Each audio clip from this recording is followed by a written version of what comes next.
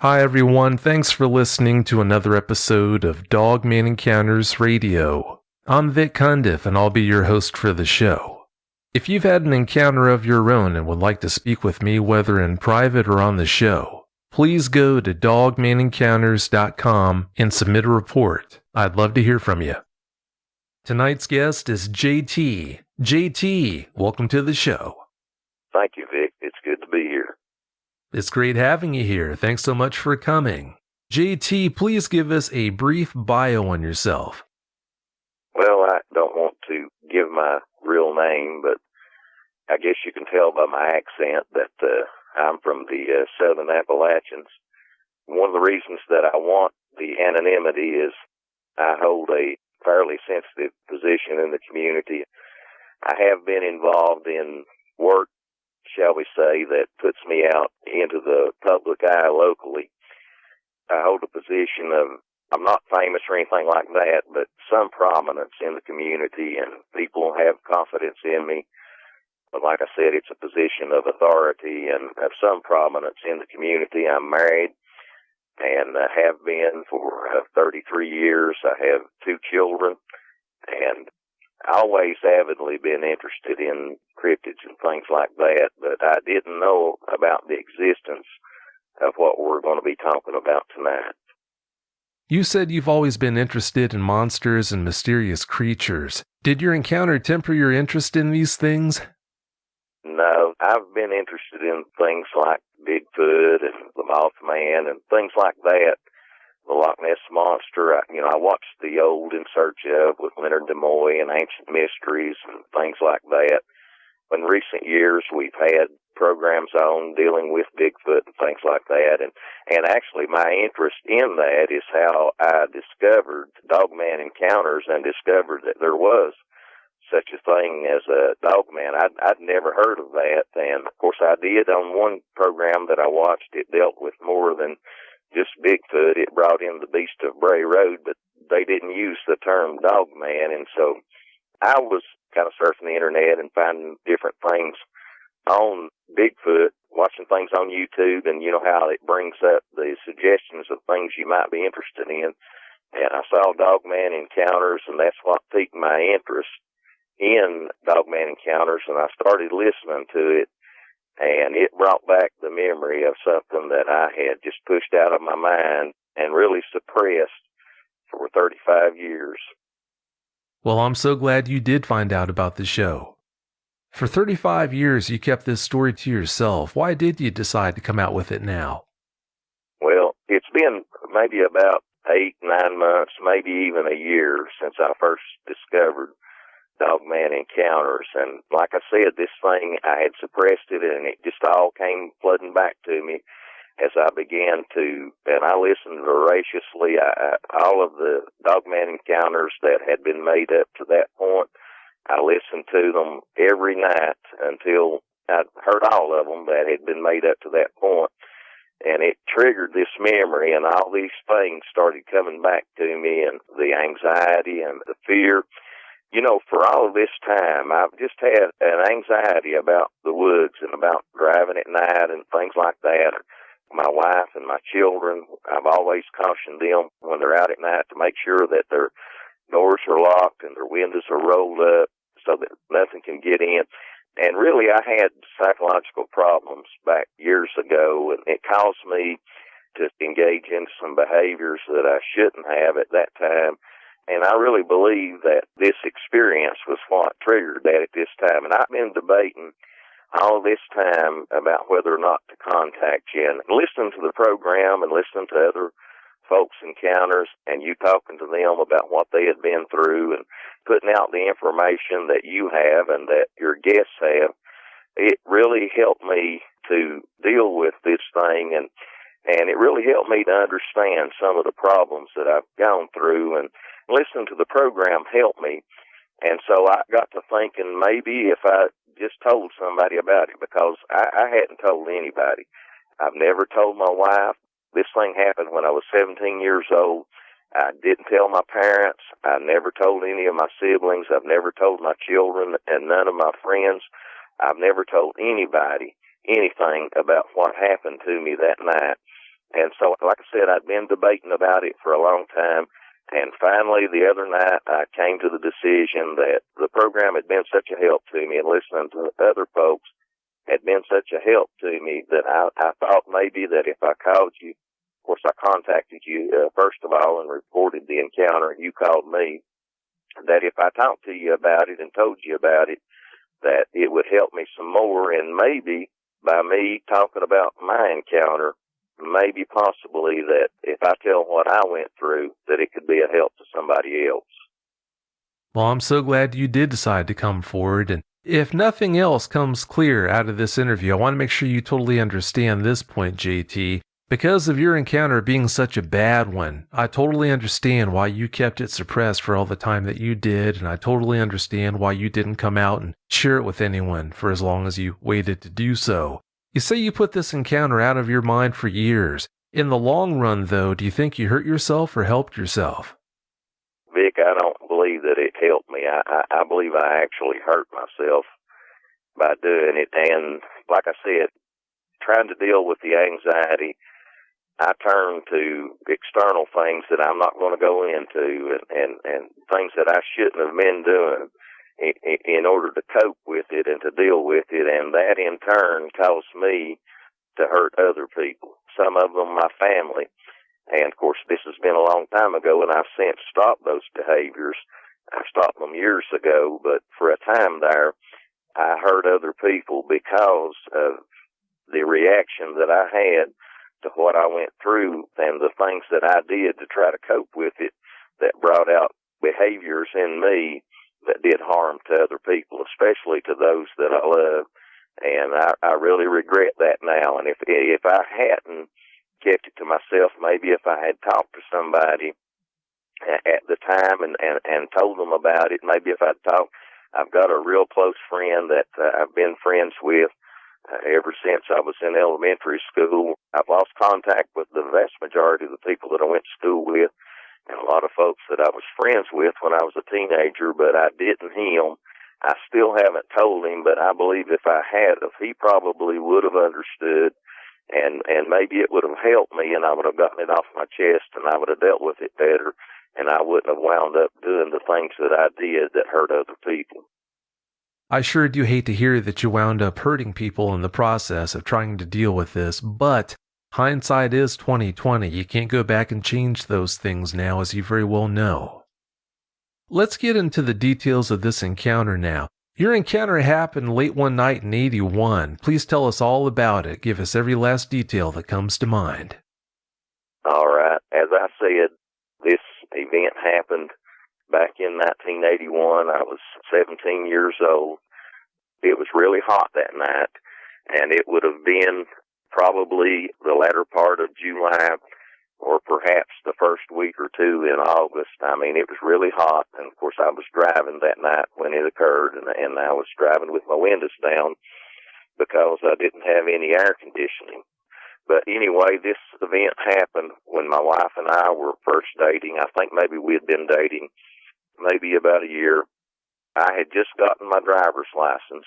Most teenagers get their driver's license when they're 16, but I didn't get mine until I was 17 years old. My dad had just bought me a 1968 Dodge Coronet, and I really loved that car, and I was really proud of it. It was kind of a burnished copper color with metal flake paint. It had nice mags on it, jacked up in the rear end, you know how the folks did with the muscle cars back at that time. It had a 318 engine in it, and of course now there's a lot of bigger and better Mopar engines out there, but this engine had been bored out and it had been built. It had quite a bit of power, and I had a nice set of cherry bomb mufflers on it, and man, I just loved the sound that it made as I drove along, as I downshifted or accelerated, the roar of that engine coming through those cherry bomb mufflers. And you know, now that I think back on it, and since we talked the other day, I've been thinking a little bit more about the encounter and trying to make sense of it and why that it occurred. And I got to thinking about it. It's very possible I triggered the encounter that night, and really what I consider as an attack by what I was doing with the engine of that car, because, you know, as I would go into curves and I'd downshift, maybe, sometimes I was kicking it up into neutral and goosing it and, revving the engine. When I'd come out of the curves into the straightaways, I would kind of get into it just a little bit. And, just listening to the roar of that engine coming through those cherry bomb mufflers. And maybe, I don't know, maybe this thing was in the middle of a hunt as I was driving, and I'll tell in a moment where the event occurred. But as I was driving down this road, there was pasture fields on either side of me, bounded by high ridges and woodland. And there was cattle and horses in the fields. And in other places, there was silage corn. I don't know if you know what that is, but primarily in this part of the country, I live in East Tennessee, just a couple of counties to the northwest of the Smoky Mountains. And in our part of the country, it's primarily cattle farming, what people out west would call a small ranch operation. Primarily, they raise beef cattle, some dairy cattle, and they raise silage corn. And, of course, they harvest the ears of corn to feed the cattle and to feed hogs and things like that, horses. And they grind up the corn stalks and the leaves and everything and make what they call silage out of it. And they store it in silos, and they use that as feed for their cattle and horses and their hogs and things in the winter. And so I could see these cornfields, and it was a bright moonlit night, and I could see occasionally these cornfields. And also at that time, there was a lot of tobacco raised in this part of the country. Of course, there's not so much anymore, but back then just about everybody had their own patch of tobacco. They would raise tobacco and sell it. And I could see cattle and horses in the field. It was such a bright moonlit night. I could see in the fields almost as good as you could in the day. And also interspersed among the cattle and horses in the field were deer. And it's very possible that this thing was in the middle of a hunt and about to maybe spring on a deer or maybe even a cow or a calf. And I interrupted its hunt with the sound of this engine as I was driving down through here. But like I said, I live in East Tennessee, maybe about 500 yards south of the Virginia line. And my occurrence happened actually over the line in the state of Virginia. But I was going to see my wife, as I said, and I wanted to show her this car that I had gotten, that my dad had bought for me. I wanted to take her for a ride in it. I was real proud of it. I wanted her to see it. And I was going to visit her at her parents' house, which is actually the property that we live on now in our home. But she lived at that time, we were teenagers, and she lived at that time with her parents, and I lived with mine. This was several years before that we got married. But my grandparents, they lived on a road that's called Wagoner Hollow Road, and this road runs about 20, 25 miles long, and it begins in southwest Virginia, and it crosses over the line and passes through 2 counties in Tennessee as well. But the occurrence happened on the Virginia side of the line. Like I said, my grandparents lived on this Wagoner Hollow Road. I really don't know why they call it a hollow. It's really kind of a narrow valley, and just like most of the area around here, it primarily consists of narrow valleys and hollows, and bounded on all sides by high wooded ridges. We've got a lot of trees here. I mean, you could start from where I live, a squirrel could, and can just about, almost without any breaks, except for, where the roads do pass through, travel from my house through the state of Virginia all the way to Cumberland Gap into Kentucky, and almost never have to touch the ground. I mean, there's just woods everywhere on all the ridges all around, and this is how this valley was, this Wagoner Hollow Road. This is how it was. The road was real curvy, narrow country road, and it just kind of meanders through the valley all the way on the Virginia side and on the Tennessee side, with farmland on either side, and of course 3-strand barbed wire fences all along the way, and fields. The valley here, it goes anywhere from 300 or 400 yards on either side of the road, and in some places narrows down maybe to 150 yards or 100 yards or something like that, but it varies from different places. But anyway, I was going to take the route through this Wagoner Valley Road to go and see my wife. And my grandparents lived in this Wagoner Hollow Road.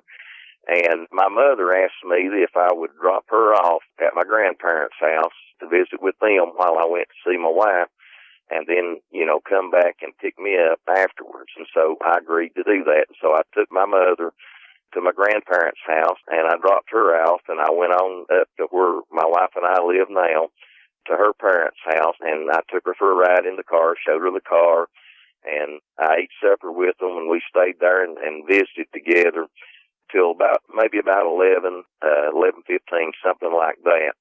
And then I left, and I turned off the road that she lived on, where we now live, onto this Wagner Holler Road, and went back to pick my mother up at my grandparents' house. And now, as I said, this road, it's got a lot of sharp curves in it. There's some straightaways, but for the most part, it's just a windy, twisty, narrow country road. You can't go too fast. And of course, I just got my license. I was an inexperienced driver. My car, I hadn't had it too long, and I wasn't used to it. And so, of course, if you know anything about those muscle cars, they do great in the straightaway, and you can just fly with them. But they don't take curves too good, and so I couldn't go real fast. And I probably wasn't driving over 30 miles an hour at the maximum.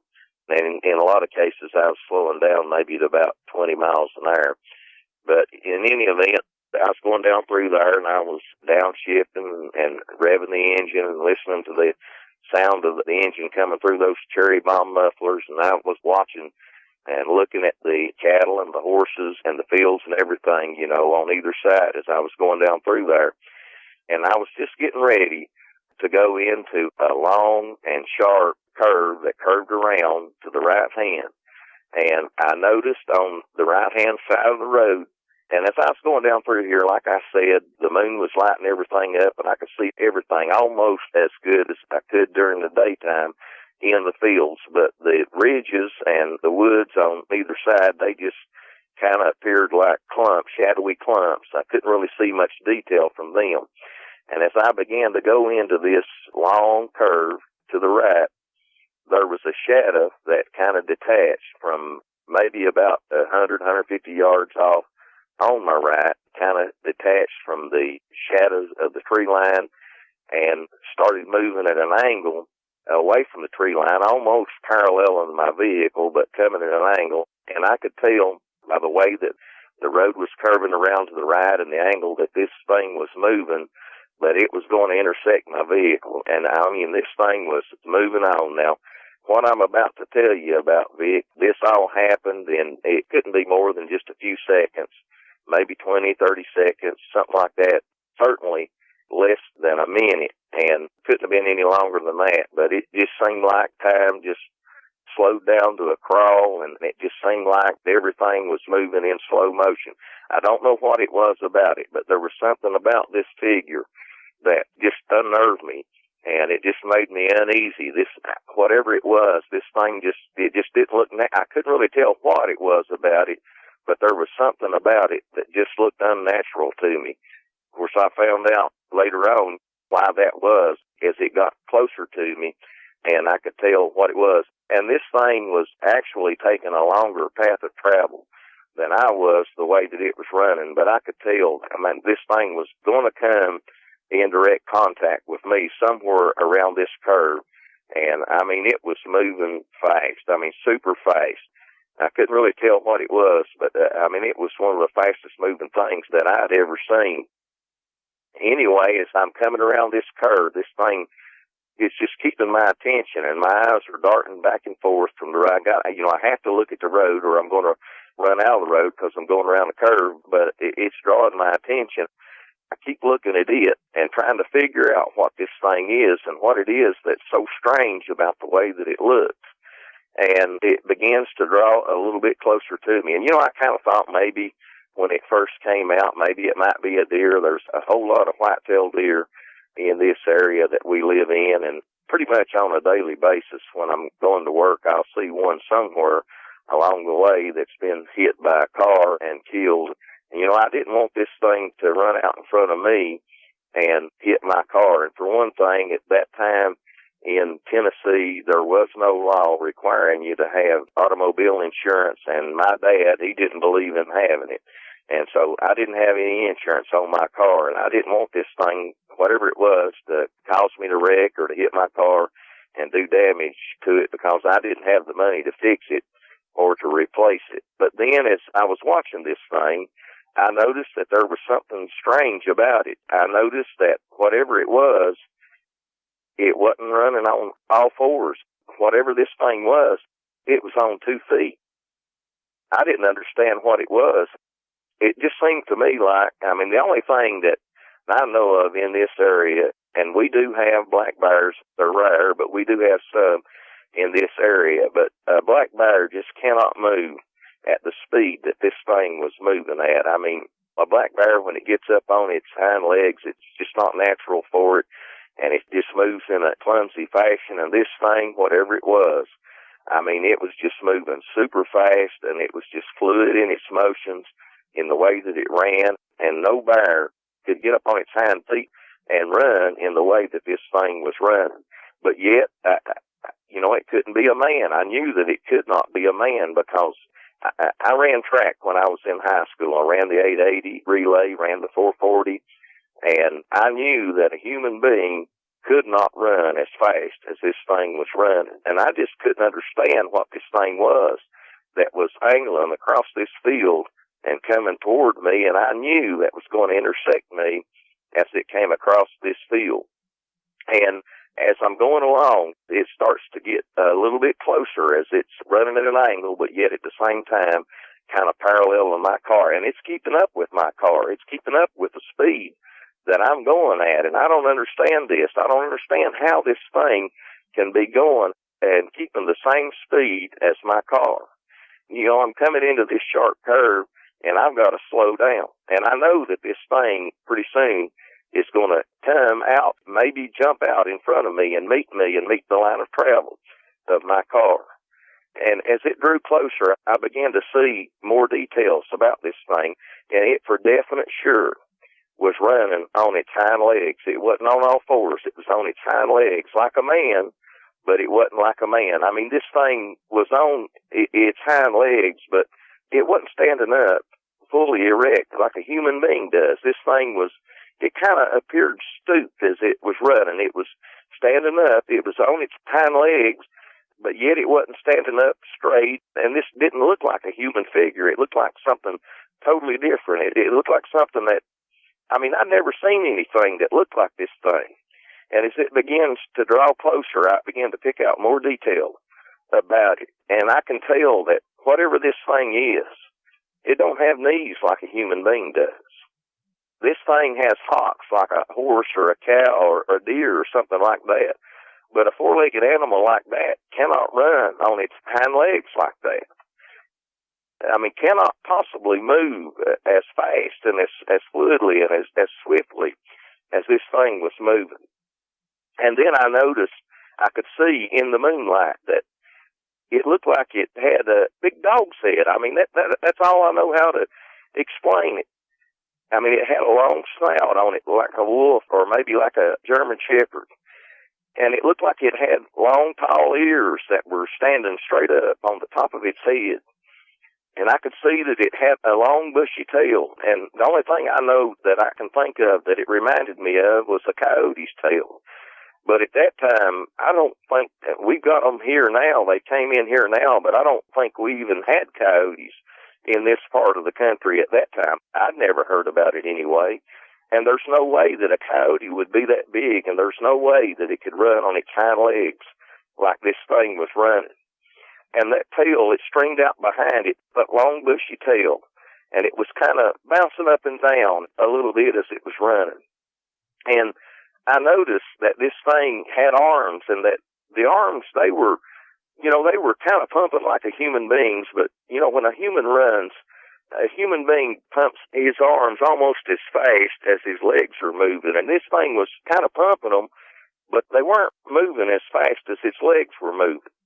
And another thing that I noticed the majority of the time when a human being runs, a human kind of clenches their fist when they run, and this thing wasn't doing that. It was almost holding its hands, and that's what they looked like. It didn't look like paws to me. I can only describe them as hands. It more or less looked like they were hanging almost limp as it ran, and I could see the fingers hanging down as this thing ran.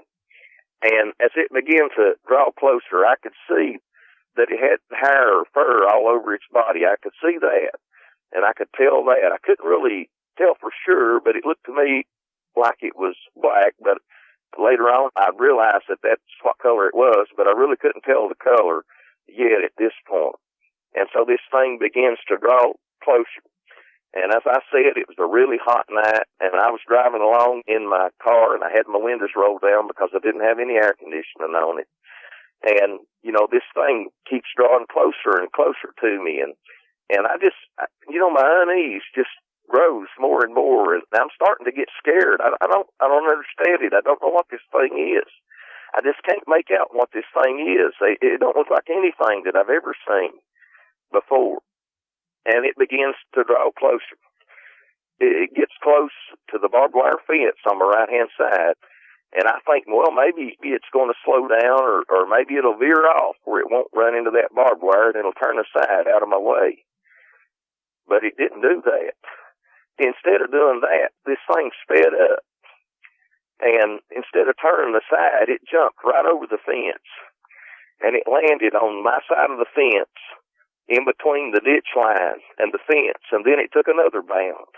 And the next thing I know, this thing is out in the road. I mean, it's right next to my vehicle, and it scared me so bad that I jerked the wheel and I ran over into the left lane, and I was driving in the left-hand lane, and if there'd been a car coming, I mean, you know, it would have hit me head on, but it scared me so bad when this thing jumped across the fence, and I thought it was going to jump right into my vehicle, that I you know, just not thinking, instinctually, I just jerked the wheel to the left and went over as far as I dared into the left-hand lane.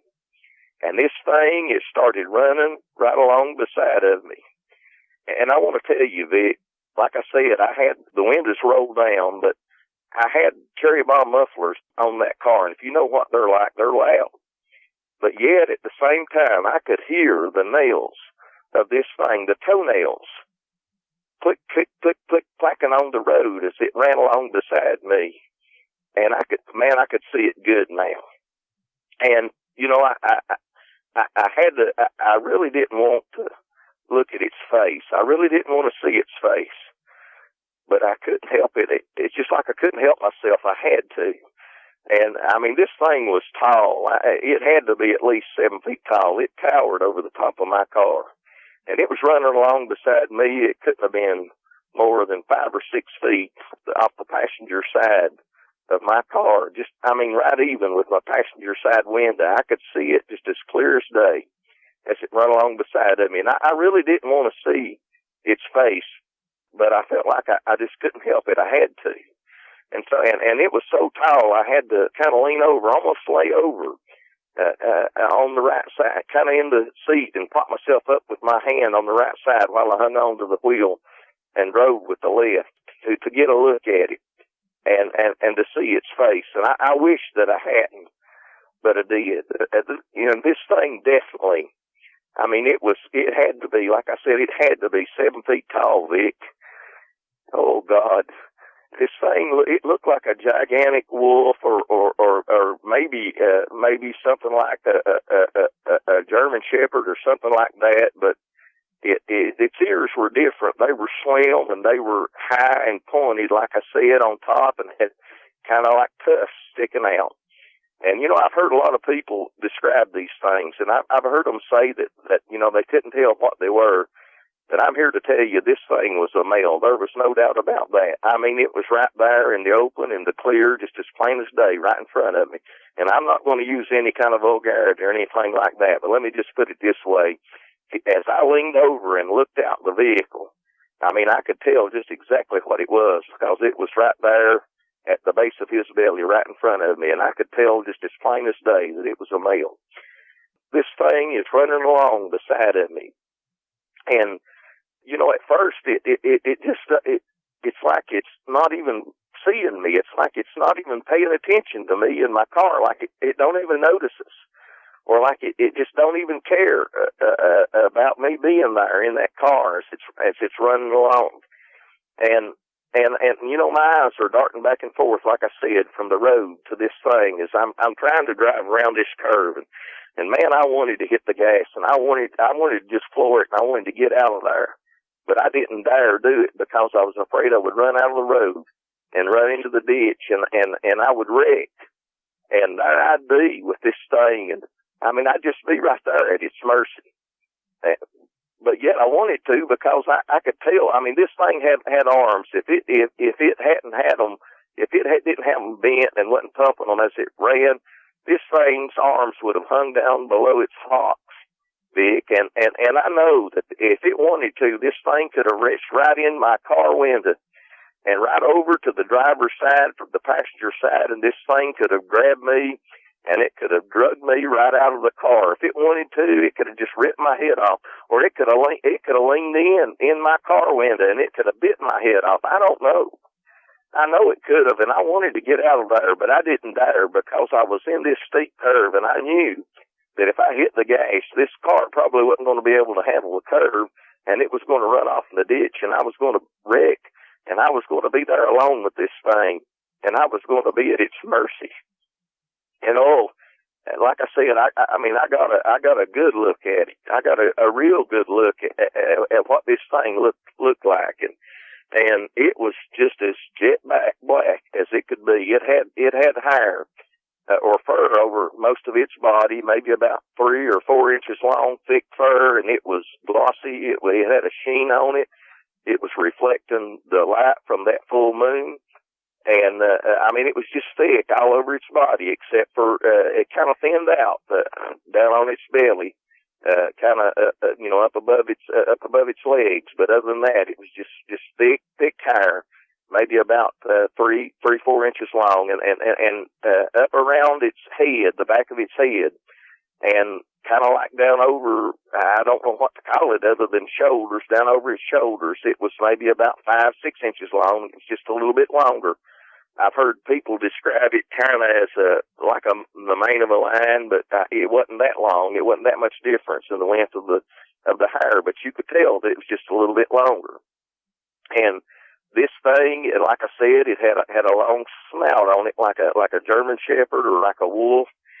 And I could see as it was running along beside me, I could see its mouth was kind of relaxed and open, and I could see that it had jagged shaped teeth like a dog's got on the side of its mouth, but it had fangs that were about maybe 4 inches long that were hanging down over its bottom lip, and the bottom ones were disappearing up into the top lip. But its mouth was kind of parted, and it kind of had its tongue hanging out on the left side of its mouth, just like a dog does as it runs along, as it's painting. And like I said, this thing wasn't paying a bit more attention to me than if I wasn't even there. And for a little while, it just ran along beside me and just didn't pay me any attention. But that didn't last. Just slowly, seemed like it took forever, but just slowly, it started to turn its head, and it looked at me. And I know that you said that you shouldn't, and I've heard other people say that you shouldn't, but I couldn't help it. I looked full in its eyes. I wish that I hadn't. I wish I'd never seen it. I wish I could erase the picture of what I saw from my mind, but I can't. And, I've heard people say that they had amber or yellow eyes or red or orange-like eyes, but that's not what I saw that night. This thing had great big black eyes, and I couldn't see any kind of pupil. I couldn't see any kind of white or anything like that. But all I could see was black, and then they just looked as black to me as a bottomless pit. They just seemed soulless to me. And I tell you, Vic, I just had a sense of evil that came over me. And this thing, when it looked at me, it was like that it could look through me and look to my very soul. And like I said, I just felt like I had been touched by evil. I don't know how else to explain it. And there was such a fear. And I wanted to scream or to holler out or do something. but it just seemed like my mouth just dried up like cotton, and there wasn't a sound that would come out. And I wanted to get out of there. I wanted to get away from this thing, but I couldn't because I was afraid I was going to wreck. And then it came closer to my vehicle, Vic, and it leaned down. It leaned in, and mind you, this thing is running beside my car the whole time. And it leaned over, Vic, and it stuck its head in my window, and it grabbed hold of my door with its right hand, and that, I don't know how to describe it as other than that. It was a hand, and I know that people have described this thing as, to say that they kind of look like raccoon hands, and maybe in a way that's right, or maybe a mix between the hand of a raccoon and maybe the hand of a monkey, something like that. But this thing had huge hands, and it had long black nails, maybe about 3 inches long, 2 or 3 inches long, on the ends of its nails, long black thick nails. And this thing put its right hand on my door, and I could hear it. It put its left hand on my doorknob, and it was jerking at my door, and it was jiggling my door handle. But thank goodness, when I had been at my wife's house, then my girlfriend, and I'd been at her parents' house, I'd locked the car. And when I came back out, I didn't unlock that door because nobody was going to be riding with me at that point before I went back to get my mother.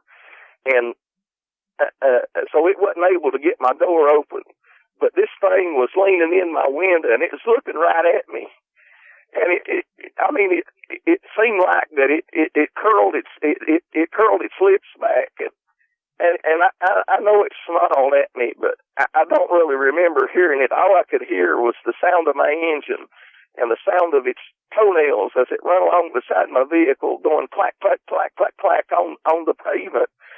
And this, it breathed on me, and it was hot breath, and it was, you know how people describe breath as being kind of fetid, and seemed like I could smell blood and maybe decaying flesh as it breathed on me. It was horrible. And, I thought I was dead. I thought this was the end of me. I thought I was a goner. I thought I was a dead man for sure.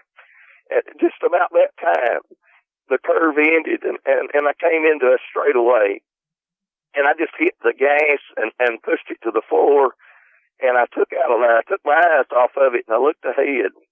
And out of the corner of my eye, I saw its nails I saw it lose a grip on my car door, and I saw its nails rake across the top of my door.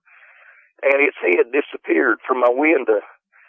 And I don't know, I had to be going 70 or 80 miles an hour. I don't know for a time there. I just had to peel out there and get away from this thing. And as I drove away from it, as I pulled away from it, I looked in my rearview mirror, and I could see it getting smaller and smaller as it began to slow down.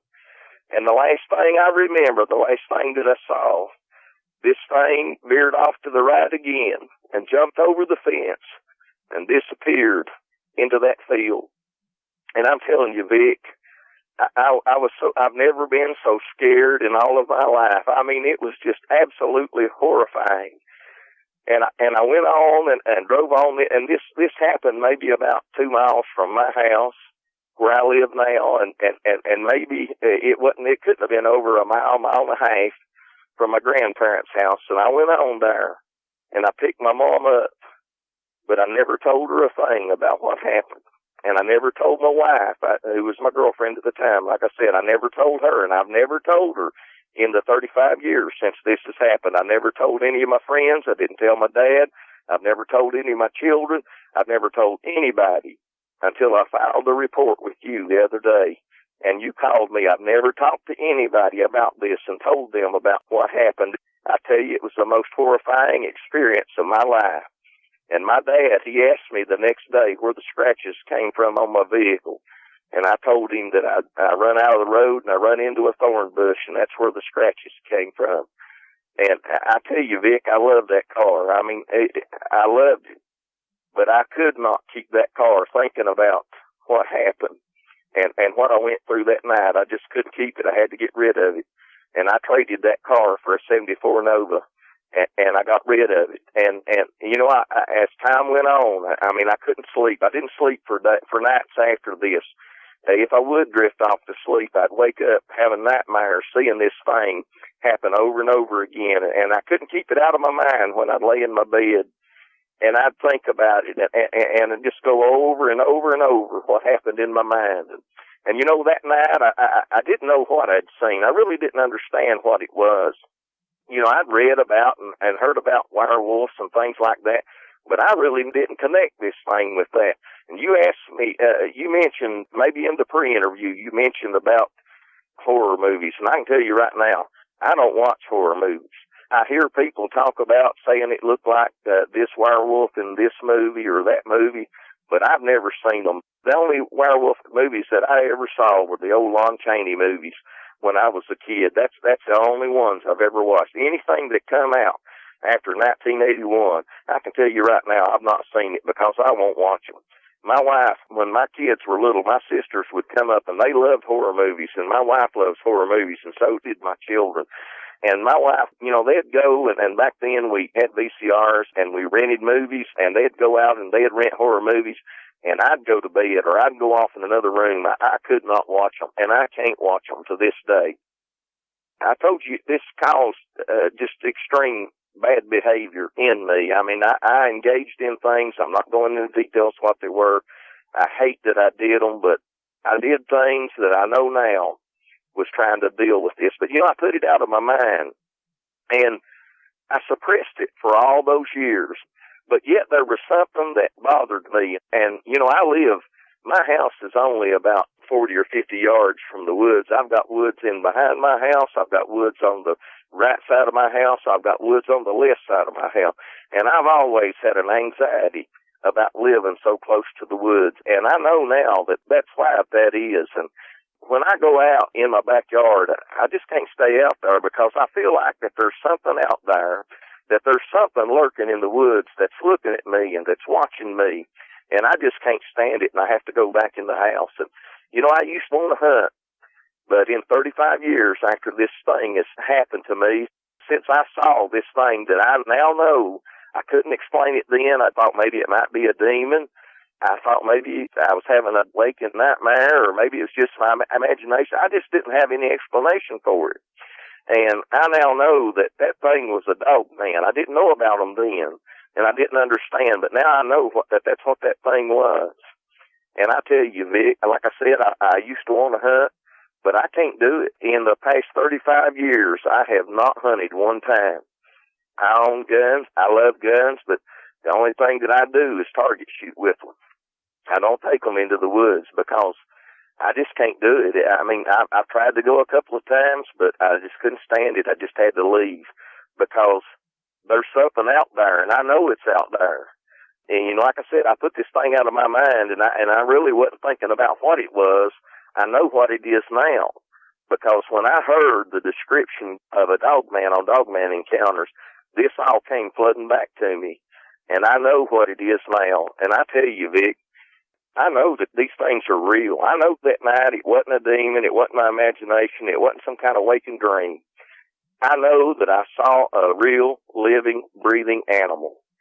And I tell you, I believe these things are dangerous. I mean, I hear about these people that want to have an encounter and go out and hunt for them or hunt for Bigfoot. You know, there was a time I thought maybe I might like to do something like that.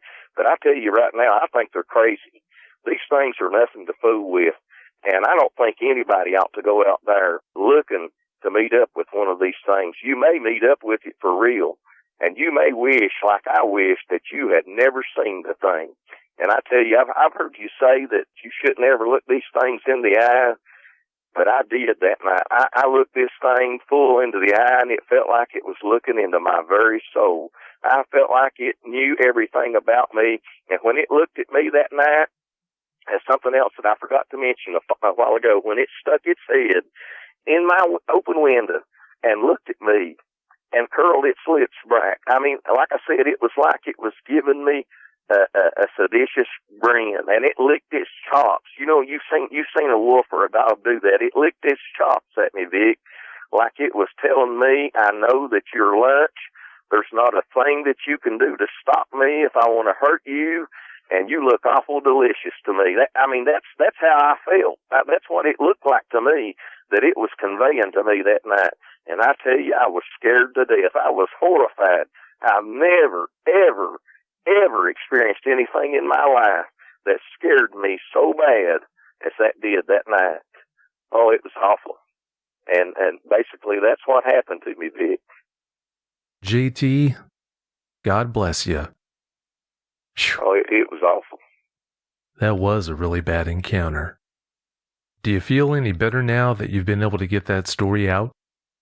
Yes, Vic, I have to say, I feel so much better. But I want to tell you right now where I'm sitting, I'm sitting in an abandoned parking lot, and it's kind of overgrown, and there's trees up around me, and I'm starting to feel a little bit anxious about that, but I do feel better about talking to somebody about this. Oh, I can understand your anxiety. Speaking of that topic right there, after going through such a nightmarish encounter, why do you still live in such a heavily wooded area? Well, really, I don't have any choice. I mean, unless I move into some kind of subdivision, and even the subdivisions aren't that far away from it. The part of country that I live in East Tennessee and Southwest Virginia, it's all the same. Southeastern Kentucky's the same.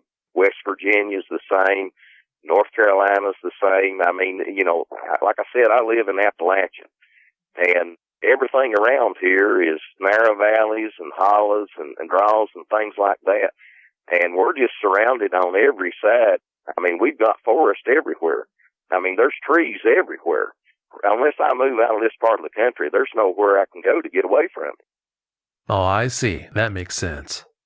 You said you live about 2 miles from where that encounter happened. What kind of anguish and problems does that cause for you?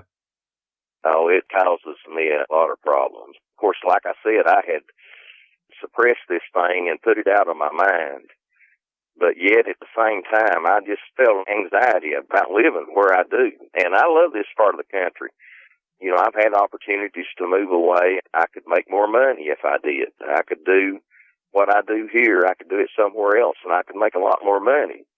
And I've had offers, but I love this part of the country, even though it does give me anxiety to be surrounded so much by woodland and know there's so much wildlife around me, and maybe things that aren't known to science and maybe things that are dangerous.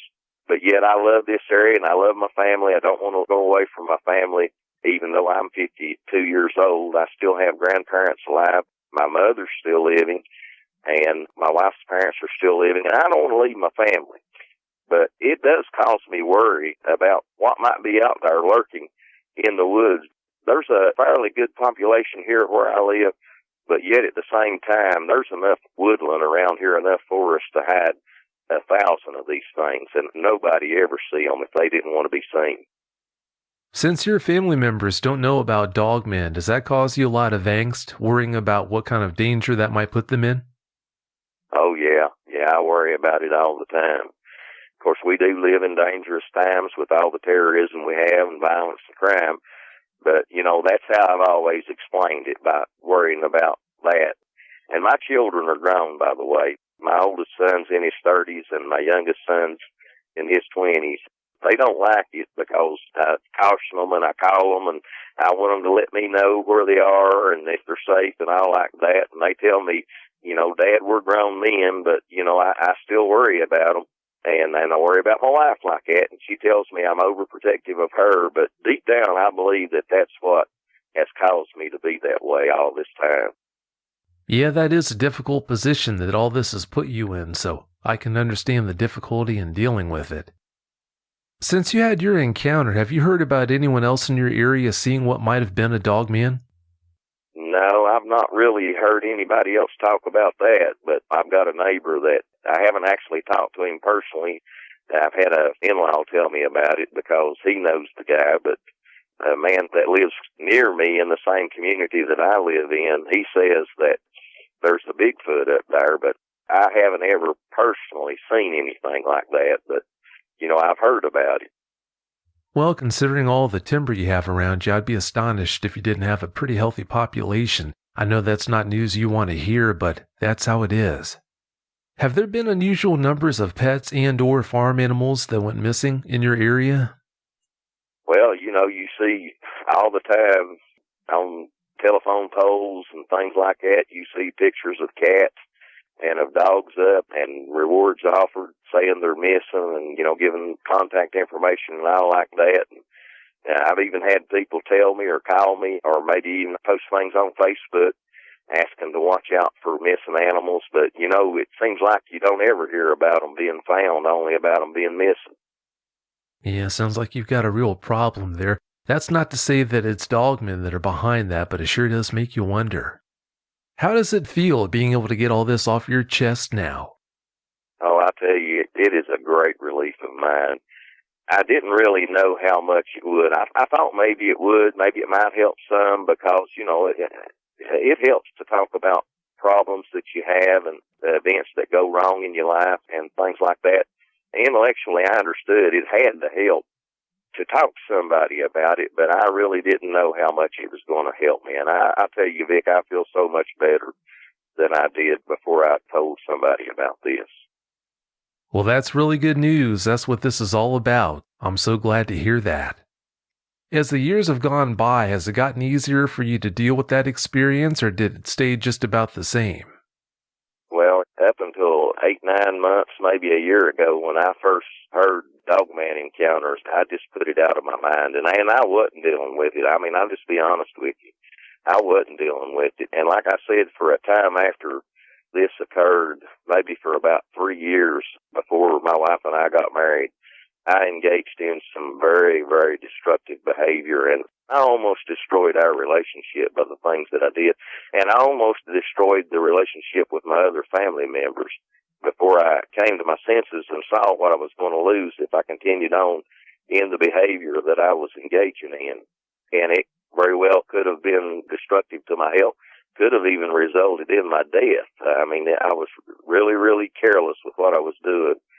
But, I just buried it behind me in my mind after that and put it away and suppressed it. And I know that now, but even at that, there would be times that I handled my relationships with my wife and my children and others well and was nice and kind to them, but yet there was a deep-seated anxiety that was still there. There was still something that was bothering me, and it just plagued my mind, and at times I would just explode in a rage. I never hurt any of them. I never hit them or anything like that. And I wasn't verbally abusive other than just being hateful. But, I understand now that that thing that I had buried in the back of my mind that was still bothering me, I know that that was the source to it. And since I've had this outlet with Dogman Encounters and listening to the other people talk about what they've gone through, it's helped me so much. And I know this is going to help me even more in the future, having told somebody about this. I'm so glad this has helped you the way it has. Besides the way you mentioned treating your family, is there anything else you wish you could go back and do differently? Well, to be honest with you, Vic, I had a good friend in high school, and he's still my friend now. We're still friends today. And we've been friends for over 40 years, and he knows just about everything about me. The only person who knows me better is my wife and my mother. And I wish now that I had told him about that. And I may tell him here before too long, maybe the next time that we get together, I'll just come out and tell him. And I think maybe he might have been understanding. I wish I'd told somebody about this. I don't think I would have had the problems that I had as a result of it. Well, I wish you would have told someone too. Sounds like he probably would have been the best person to share this with, but it sounds like you are on a good solid road to recovery, so that's a good thing. It's pretty easy to predict some of the effects your experience had on you, but were there any effects one wouldn't expect? Well, like I said, it just made me so leery of the woods. And, there's a great tradition of hunting in my part of the country. I mean, everybody hunts. A lot of people in my family hunt on both sides, but that's something that I just can't do now. And, I never would have thought that would have had that effect on me. As a kid, my dad never took me hunting.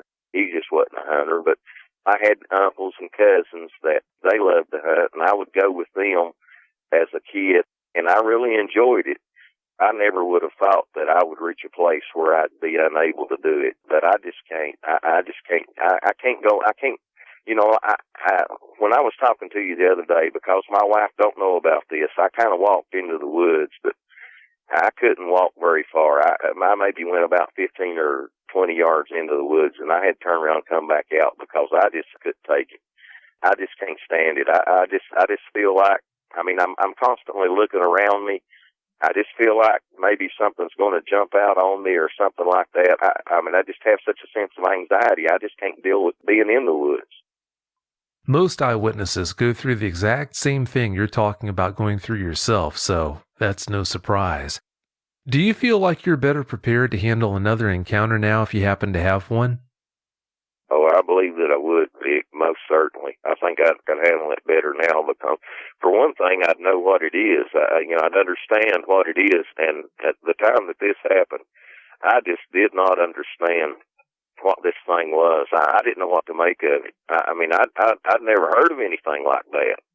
And even though, yeah, it kind of looks like, I guess, what they say a werewolf looks like, but I just didn't tie it with that, and I didn't have any explanation for it. Oh, sure, yeah, that's to be expected. When you see something like that, it's going to be hard to put a finger on it and explain it. Did you learn anything about yourself through all this that you wouldn't have expected? Yeah, I learned I wasn't as tough as I thought I was. I was raised in a fairly rough family. My father was a rough man. I mean, this was the kind of guy, he made me get in my first fight when I was a kid. I mean, he was a rough guy. And I grew up around rough people, and I thought I was tough, but I found out when I ran into this thing, I wasn't anywhere near as tough as I thought I was. I don't blame you for not wanting to tangle with one of these things. That wouldn't be a smart move. Some elderly sisters told you one time about a wild man that looked in a window at them. Please tell us about what happened to him. These two ladies, both of them passed away maybe within a year or two of one another, but both these ladies lived almost into their hundreds. So they were up like 98, 99 years old when they died, 97, something like that. So they would have probably been born, in the 19-teens anyway, maybe around 1910, something like that. And I run into these ladies in church. I'll let you know that much. That's how I was acquainted with them. They knew who I was and what I was and about my position and all like that. So even though they told me about what they called a wild man, which as soon as they did, I knew they were talking about a Bigfoot, but that's not what they called it. Like I said, they called it a wild man. And back then, now in this area that I live in, most places didn't get electricity around here till, it was poor. Like I said, it's Appalachia. It was a poor area, and most of the rural communities and areas didn't get electricity until, after World War II. People still lived in log cabins, and this particular family, and I'll call them McAllisters, that's not their real name, but it was a Scottish name like that. There's a lot of Scots-Irish in my part of the country. But they had two log cabins in their family. Part of the family lived in one log cabin, and part of the family lived in the other. And these things happened that they were telling me about when these old women were little girls, when they were just, I think maybe it was happening in their preteen and their teenage years before they got married. Of course, back then, around here, women got married 14, 15, 16 years old, so they had to be, real young. And they said that there was what they called a wild man that would come and peck on the sides of their cabin, and that would throw rocks and sticks at their cabin, and that would try to look in their windows and look at them at night. And, of course, they described this wild man as being real tall and big, and they described it as not wearing any clothes and having hair all over his body. And as soon as they described that, I knew that they had to be talking about a Bigfoot. But they never once used the term Bigfoot or the term Sasquatch. They just called them wild men. And that's all. And they're not the only one. I've heard other people, old people, talk about stories like that about wild men. And I didn't know it at the time, but, one of the biggest sayings that people warn their kids around here in this part of the country is, you better not be outside after dark because a booger man will get you. And I didn't realize it when I was a kid, and I remember my grandparents saying that to me. And I didn't realize when I was a kid that when they said Booger Man, they were talking about a Sasquatch or a Bigfoot. That's what they were talking about. But I didn't realize that. I thought, the Booger Man or something like that was the devil or something, because they used it in that connotation as well. But I realize now that they were talking about Bigfoot when they were talking about Booger Man, or We'll Get You. And that brings to mind another event that occurred, and I really didn't connect the dots on this at the time that it happened, but now that I think back on it, there's a possibility that it could have been a Dogman or a Sasquatch that we heard. But my wife and I, like I said, we live on the property. The property that we live on, it's been in her family for generations. And this particular property that we live on, we don't live in the same house as her parents and grandparents did. We built a new house on this property, and we started building it right before we got married. I hired contractors to do most of the work, but some of it I did myself. And the guys that had laid the block to my house, they didn't actually lay it high enough. They laid it about a run or two of blocks shorter than they should have been. And so the ceiling in my basement wasn't going to be 8 foot high once I poured 4 inches of concrete in my basement. So I had to go after the fact, after the block had been laid and the house had been framed up, and I realized this, I had to go back and I had to dig my basement down by hand with a pick and a mattock and a shovel to get it down far enough when we poured the concrete that we'd have a normal size ceiling in our basement. Well, one night I was worked right on almost till dark. And my wife, she came up from her parents' house, and it was summertime then, too, and it was hot, and she knew I'd been sweating, and so she brought me some tea to our house where we were building it so that I could, have something cool to drink. And we stood around there in the house and talked for a while about what our plans were going to be with the house, what all we were going to do, what we were going to have in it, and what we would do after we got married. And before we realized it, it had gotten dark on us. And so my wife, she looked out of the window and she saw that it was dark, and she told me, she said, "It's dark. We'd better get out of here and get back to the house." She's talking about her parents' house. You never know what might happen. And so we left, and of course we were dating then, and we were walking real close to one another. And as we left and started walking down the hill, off to the left side of my house, there's kind of like a ravine or a gully. And, of course, it's all overgrown with trees, and it was then. And as we started to walk down the hill, all of a sudden it sounded like maybe something had fell down and grunted real big. And it just scared my wife to death. And of course, I didn't connect anything, never thought anything about it. I thought somebody was messing around up there and spying on us. And it made me mad. And like I said, at that time, I considered myself a big, tough guy. Of course, I found out when I saw that Dogman, I wasn't as tough as I thought I was. But anyway, I was going to go over there, and I was going to see who that was messing around. And if they wanted to take it up with me, I was going to straighten them out. But my wife, she wasn't having any of it. It scared her to death. And she grabbed me by the hand, and she took off that hill. And, buddy, she had the hold of my hand like a vice grip, and she wasn't going to let go. She wanted to get out of there, and she drugged me off that hill.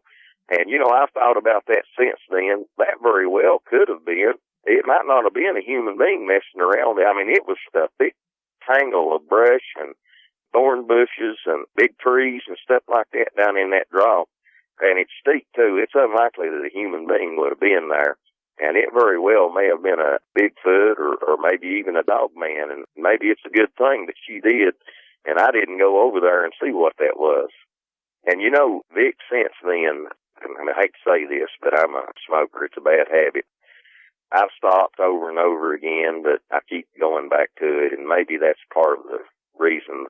I mean, just being nervous and trying to deal with things. But, I don't smoke in the house. I always go outside. I didn't want to smoke around my wife or my children. They don't smoke.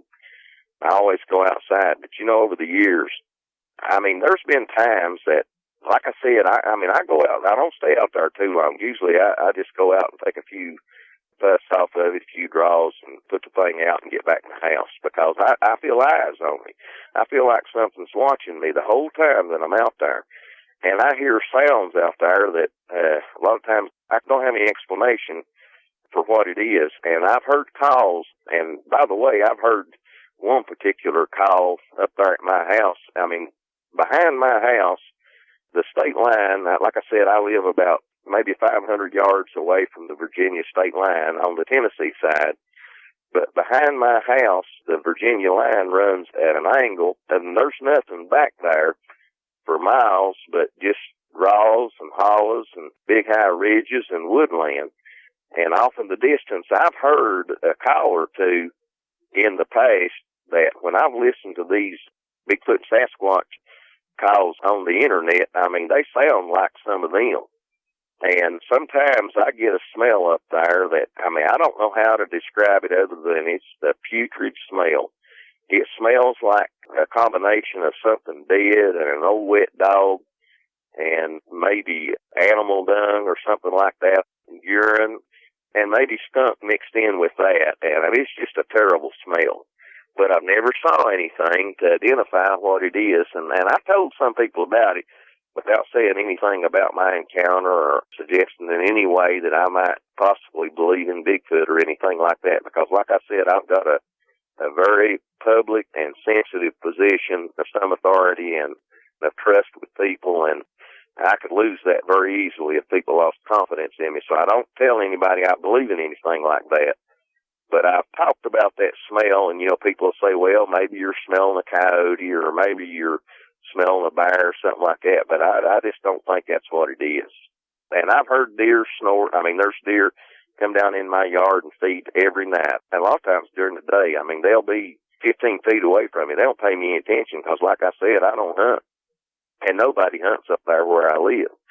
My in-laws own the property around me, and they don't allow anybody to hunt. And so the deer are not afraid of human beings. And I've heard deer snort. I've heard bucks snort. I've heard bears snort. But there's something sometimes will snort at me. And it happened here about 3 weeks ago. And it was just in the edge of the brush off my back door. I couldn't see anything, but I could hear it there, and it was making racket, moving around in the brush. I could hear sticks snapping and things like that, and this thing snorted at me, or grunted at me, and it's a kind of a snort or a grunt. Like, I've not ever heard any animal that I know make that kind of sound, but they very well could be all around me, but I've never seen one. Well, I sure hope it is a Bigfoot instead of a dogman you've been dealing with. I do too. Yeah, that'd be a much better situation. Let's bounce back to that encounter those sisters had for a second here. You didn't tell family or friends about your encounter, but did you tell those two sisters about your encounter? No, Vic, I didn't even tell them because it's not that I was afraid that they would say anything to me personally or think anything about me, because obviously they were telling me about something that was unexplained and wasn't known.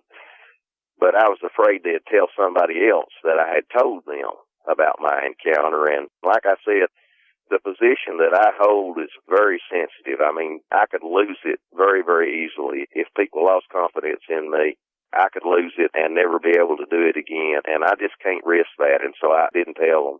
I hated to hold back on them like that because I really thought the world of them. I loved both of them. These were sweet old ladies, but I just couldn't tell them.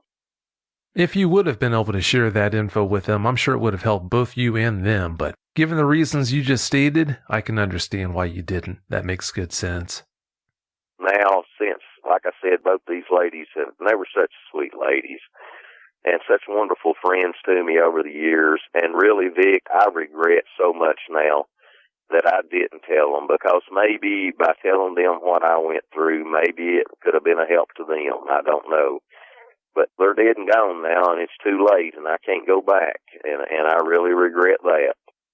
Well, like you said, you can't go back and change that, but I'm sure that it would have been a huge help to both them and to you, so it is a shame that you didn't do that. Well, JT, is there anything else about all this you haven't shared with me that you'd care to now? No, I think I've told you all about it, Vic, everything that I can remember. Do you have any closing comments you'd like to share? Well, I just like to tell people, if you have this kind of encounter with something like this, it's just not a good idea to bottle it up and not ever tell anybody about it. I realize that now. I know that in my early life, like I said, I went away from what I will describe as bad behavior in order to save my relationship with my wife and my children and the rest of my family. I corrected the bad behavior I was engaging in, but I know now that a lot of it was because of what I was dealing with, and it's just not good to bottle things up like this. And if they don't do anything else, if they are in a sensitive position like I am where they can't be public about it, they ought to at least contact you or some venue like you. And I can't think of anybody better than you, Vic. Of all the ones that I've listened to out there dealing with Dogman and Sasquatch Encounters, too, as far as that goes, you're about the best I've ever heard. And I really appreciate it. And I'd advise them to tell somebody and let somebody know about what they've gone through and share it with them and get this thing off their chest. And maybe they won't go through some of the things that I've gone through. I couldn't agree with you more. I think it is good to get it off your chest and put it out there. Well, thank you so much, JT, for coming on and sharing that experience with us. I really do appreciate it. Well, I thank you, Vic, for the opportunity. I felt better the other day after I had reported the encounter, and I felt even better after you called me with the off-air interview, and I talked to you then, and I feel so much better now. I just don't know how to describe it to you, and I'm so grateful to you for giving me this opportunity. Thank you so much, Vic. I'm so glad to hear that this has helped you, this whole process, that is. Well, thanks again so much for coming on, JT. I really do appreciate it. Have a great night. All right, Vic. You have a great night, too, and I'll be looking forward to the future Dogman Encounters. I could assure you I'll be listening to everyone just as soon as they come out. Well, thanks so much for the good words, and thanks for listening. It's been great talking with you, buddy. I really do appreciate your time. You too, Vic. Thanks. Bye. Bye.